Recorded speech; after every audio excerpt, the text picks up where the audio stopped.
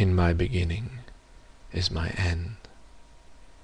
In succession houses rise and fall, crumble, are extended, are removed, destroyed, restored, or in their place is an open field or a factory or a bypass.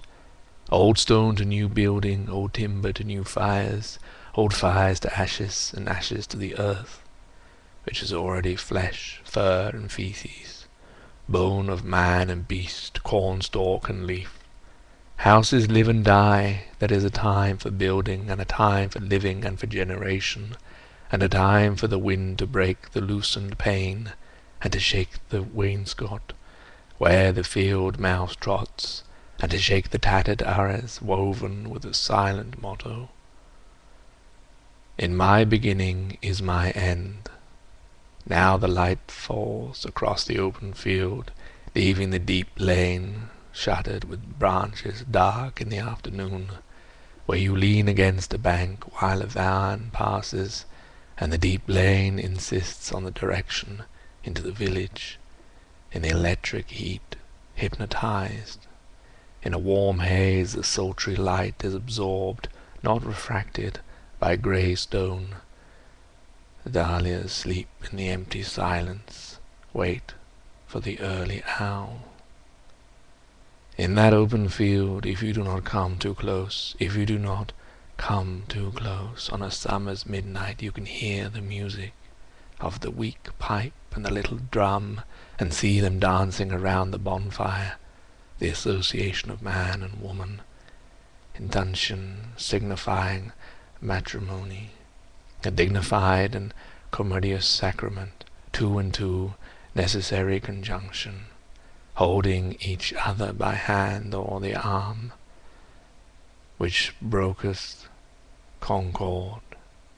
Round and round the fire, leaping through the flames, or joined in circles, rustical, solemn, or in rustic laughter, lifting heavy feet in clumsy shoes. Earth feet, loom feet lifted in country mirth, mirth of those long since under earth, nourishing the corn, keeping time, keeping the rhythm in their dancing, as in their living, in the living seasons. The time of the seasons and the constellation, the time of milking and the time of harvest, the time of the coupling of man and woman and that of beasts, feet rising and falling, eating and drinking, dung and death. Dawn points, and another day prepares for heat and silence. Out at sea the dawn wind wrinkles and slides. I am here, or there, or elsewhere, in my beginning.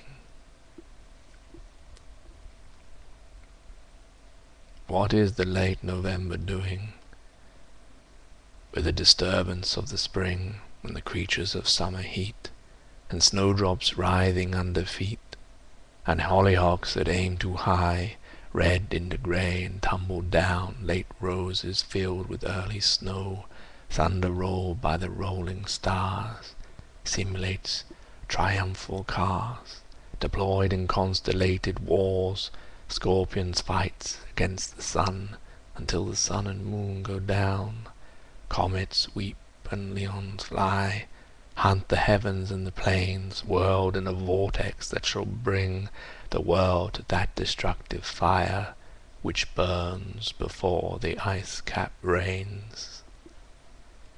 That was the way of putting it, not very satisfactory. A ferripheric study in a worn-out poetical fashion, leaving one still with the intolerable wrestle with words and meaning. The poetry does not matter. It was not to start again what one had expected. What was to be the value of the long looked forward to, long hoped for calm, the autumnal serenity and the wisdom of age? Had they deceived us, or deceived themselves, the quiet-voiced elders, bequeathing us merely a receipt for deceit, the serenity only a deliberate herbitude, the wisdom only the knowledge of dead secrets, useless in the darkness into which they peered, or from which they turned their eyes? There is, it seems to us, at best only a limited value in the knowledge derived from experience. The knowledge imposes a pattern of falsifies, for the pattern is new in every moment, and every moment is a new and shocking valuation of all we have been. We are only undeceived of that which deceiving could no longer harm. In the middle, not only in the middle of the way, but all the way, in a dark wood, in a bramble, on the edge of a grimpen, where is no secure foothold, and menaced by monsters, fancy lights, risking enchantment. Do not let me hear of the wisdom of old men, but rather of their folly, their fear of fear and frenzy, their fear of possession, of belonging to another, or to others, or to God. The only wisdom we can hope to acquire is the wisdom of humility. Humility is endless.